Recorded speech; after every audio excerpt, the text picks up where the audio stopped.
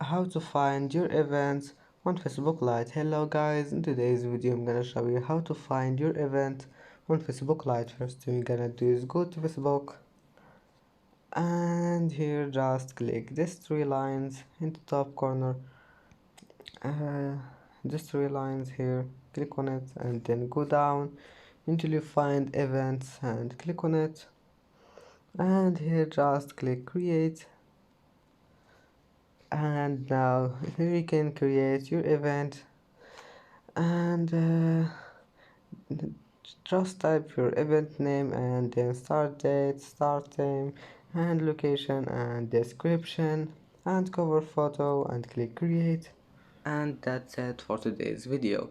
If you like this video, please don't forget like and don't forget subscribe, and thank you for watching this video until the end. See you in the next video.